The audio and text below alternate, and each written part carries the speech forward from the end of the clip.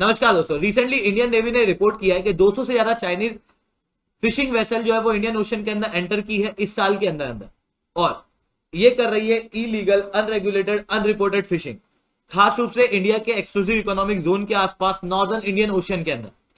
अब ये पूरा मामला क्या है, ये मैं शुभेंद्र सिंह चौहान आप लोगों के साथ में इस सेशन के अंदर डिस्कस करूंगा, बट उसके पहले मैं आप लोगों से एक सवाल पूछना चाहता हूं। ये बताओ कि ऐसा कौन सा देश है जो सबसे ज्यादा मछलियां प्रोड्यूस करता है? आपके ऑप्शन है China, India, Pakistan, United states. इसके अलावा अगर आप लोगों को इस लेक्चर की पीपीटी पीडीएफ चाहिए तो आप लोग मेरे साथ C10 टेलीग्राम ग्रुप के ऊपर जुड़ सकते हो। यहां पर आपको इस लेक्चर की पीपीटी पीडीएफ जो है वो मिल जाएगी। सबसे पहले बात करते हैं इलीगल, अनरिपोर्टेड, अनरेगुलेटेड फिशिंग का मतलब होता क्या? किसी भी तरीके की गैर कानूनी मछली पकड़ना, या फिर बिना रिपोर्ट किए मछली पकड़ना, या बिना रेगुलेशन के मछली पकड़ना गलत है according to the United Nation Convention on the Law of the Sea. और अगर इस तरीके से मछली पकड़ी जाती है तो एक्सक्लूसिव इकोनॉमिक जोन के अंदर एक देश का हक बनता है कि वो ऐसी मछली पकड़ने के तरीकों को रोके। जैसे किसी रीजन के अंदर अगर कहा गया कि आप यहां पर ट्रॉलर से मछली नहीं पकड़ सकते, जैसे ये आपको दिखाई दे रहा होगा पीछे पिक्चर के अंदर, यहां पर ये ट्रॉलर से ढेर सारी एक साथ मछली पकड़ी जा रही है। कुछ क्षेत्रों के अंदर ये बैन होती है।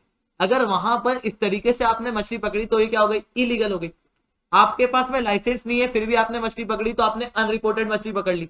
तो उसको रोकने का काम एक्सक्लूसिव इकोनॉमिक जोन के अंदर एक देश का होता है। अभी एक्सक्लूसिव इकोनॉमिक जोन क्या है? तो United Nation Convention on the Law of the सी।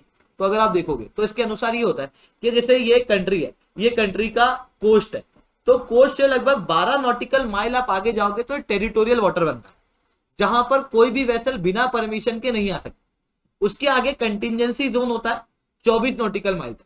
उसके आगे 200 नॉटिकल माइल तक एक्सक्लूसिव इकोनॉमिक जोन होता है, जहां पर अगर किसी भी प्रकार का रिसोर्स पाया जाता है तो उसके ऊपर हक किसी देश का होता है, तो वो उस देश का होता है जिसका वो एक्सक्लूसिव इकोनॉमिक जोन है।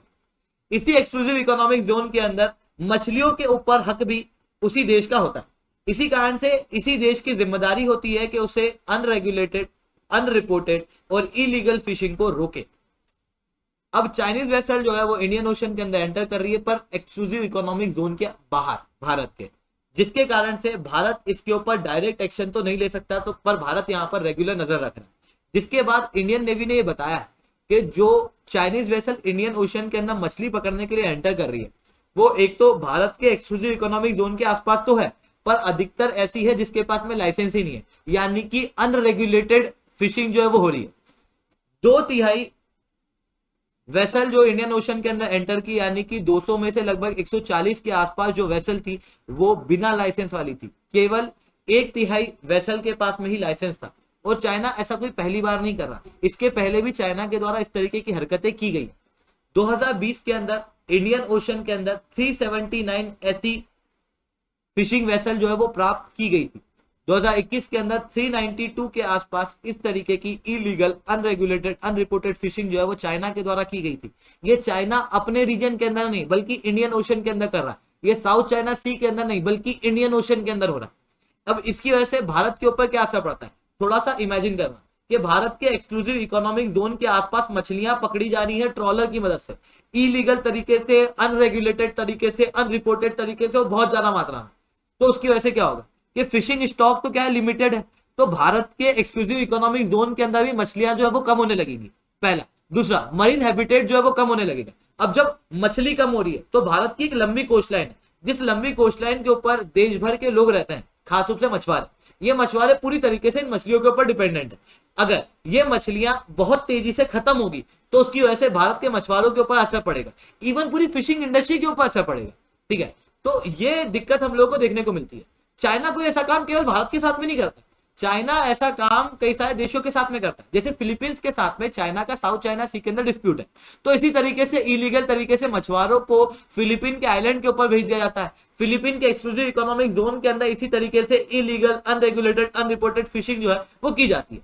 इसे यूनाइटेड स्टेट्स के द्वारा अलग से रिपोर्ट भी किया गया था, उसके ऊपर एक अलग से रिपोर्ट भी निकाली गई थी। रिसेंटली इंडियन नेवी ने इन्हीं चाइनीज वेसल के खिलाफ एक अलर्ट भी जारी किया और कहा है कि हम लोग information management and analysis centre के अंदर इन वेसल के ऊपर रेगुलर नजर रख रहे हैं। पर सवाल उठता है कि चाइना अगर ये आज से नहीं कर रहा है, ये काफी समय से हो रहा है, तो फिर भारत इसके खिलाफ कर क्या रहा है? मतलब कि हम लोग हाथ पे हाथ धर के बैठे हैं या कोई एक्शन भी ले रहे हैं?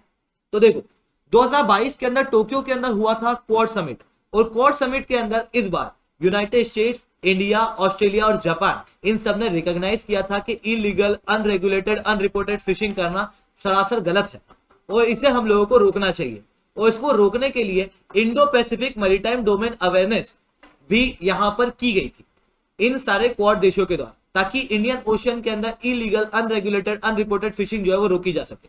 खास रूप से पैसिफिक आइलैंड के आसपास, इंडो पैसिफिक रीजन के अंदर, साउथ एशिया के अंदर, इंडियन ओशन रीजन के अंदर। इतना ही नहीं, भारत ने information management and analysis centre Gurugram के अंदर खोला है, जो कि इंडियन नेवी द्वारा चलाया जाता है, जो क्या करता है, इंडियन ओशन के अंदर इस तरीके की वेसल्स के ऊपर नजर रखता है कि ये क्या कर रही है, किस तरीके से कर रही है, क्या ये इंडिया की सिक्योरिटी और सॉवरेनिटी के ऊपर किस तरीके से थ्रेट है।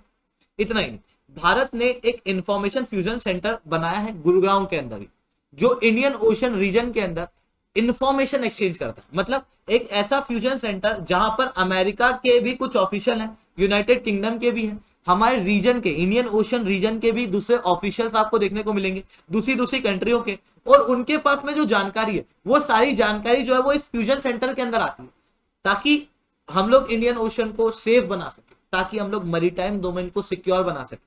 यहां पर भी हम लोग इसी तरीके की चीजों को, इलीगल, अनरेगुलेटेड, अनरिपोर्टेड फिशिंग को रोकने की कोशिश करते हैं।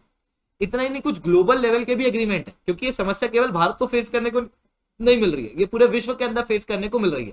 ऐसी कंडीशन में केप टाउन एग्रीमेंट किया गया था 2022 के अंदर, जिसे करवाया था इंटरनेशनल मैरीटाइम ऑर्गेनाइजेशन द्वारा, जिसके तहत अगर कोई भी मछुआरा कोई मछली पकड़ने जाता है तो उस मछली पकड़ने वाले मछुआरे की वेसल के क्या स्टैंडर्ड्स होंगे, कितनी बड़ी होगी, क्या सेफ्टी नॉर्म्स होंगे, उन सब चीजों को इस केप टाउन एग्रीमेंट के अंदर रखा गया।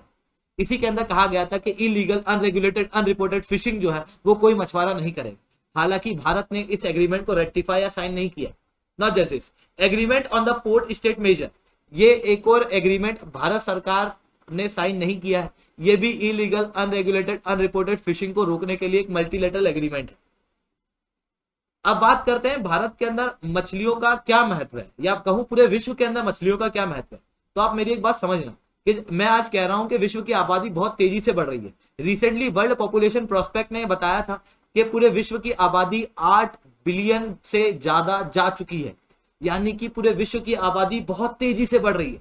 अब जब पूरे विश्व की आबादी बहुत तेजी से बढ़ रही है तो इस आबादी को हम लोगों को भोजन भी खिलाना है। ये भोजन कहाँ बनेगा? जमीन पे। अगर आप जमीन पे भोजन बनाने जाओगे तो जमीन हमारे पास में लिमिटेड है।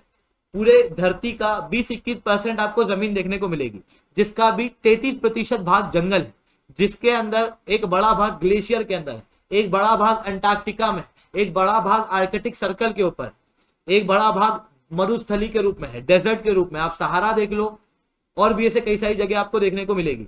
ठीक है, यानी कि हम लोग हर जगह हैबिटेट नहीं कर सकते। बहुत कम ऐसी जमीन है जहां पर हम लोग रह सकते हैं। जिस जमीन पे हम लोग रह सकते हैं उस पे हमको रहना भी है, हमें भोजन भी उगाना है, और हमें वहां पर दूसरे सारे हॉस्पिटल, स्कूल वगैरह ये सब कुछ भी खोलना है। हमारा पूरा शहर भी वहीं बसाना है। जिस तरीके से आबादी बढ़ रही है, आने वाले समय में फूड सिक्योरिटी की क्राइसिस हम लोग को देखने को मिलेंगे। ऐसी कंडीशन में फूड सिक्योरिटी को टैकल करने के लिए फिशिंग इंडस्ट्री बहुत अच्छे से काम दे सकती है। जैसे एक्वाकल्चर, मरीन कल्चर जो किया जाता है, उससे हम लोगों को फूड सिक्योरिटी को मेक श्योर करने में काफी ज्यादा मदद आने वाले समय में मिलने वाली है। इसी कारण से इंडिया जो है वो अपनी मछलियों को बहुत अच्छे से रखना चाहता है। ठीक है, बहुत सस्टेनेबल तरीके से हम लोग फिशिंग जो है वो करना चाहते हैं। इंडिया जो है विश्व का सेकंड लार्जेस्ट फिश प्रोड्यूसर है। 7.56% तक विश्व की फिशिंग भारत के अंदर की जाती है, और भारत 2024-25 तक 22 मिलियन मेट्रिक टन तक की मछलियां जो है वो प्रोड्यूस करना चाहता है। साथ में भारत के अंदर 14.5 मिलियन लोगों को इसकी वजह से एम्प्लॉयमेंट मिलता है, और 28 मिलियन फिशरमैन को इसकी वजह से लाइवलीहुड मिलती है। इसी कारण से भारत का काफी अलग से इंपॉर्टेंस दिया जाता है भारत के अंदर फिशिंग को। इसी कारण से भारत के अंदर अलग अलग इनिशिएटिव भी चलाए गए हैं फिशिंग के लिए, जिसके अंदर भारत के अंदर 5 अलग अलग फिशिंग हार्बर बनाए गए, जो कि कोची के अंदर मिलेंगे आपको, यहाँ पर केरला के अंदर, तमिलनाडु के अंदर चेन्नई में, फिर आंध्र प्रदेश के अंदर विशाखापट्टनम, पारादीप, और फिर पेतुआ घाट के अंदर। इसके अलावा तमिलनाडु के अंदर एक सीवीड पार्क बनाया गया। सीवीड पार्क का पूरी तरीके से काम है क्वालिटी सीवीड बनाना, उसके प्रोडक्ट बनाना, ताकि लोग इस सीवीड को कंज्यूम करके वो न्यूट्रिशन प्राप्त कर सके, क्योंकि सीवीड के अंदर काफी ज्यादा न्यूट्रिशन होता है।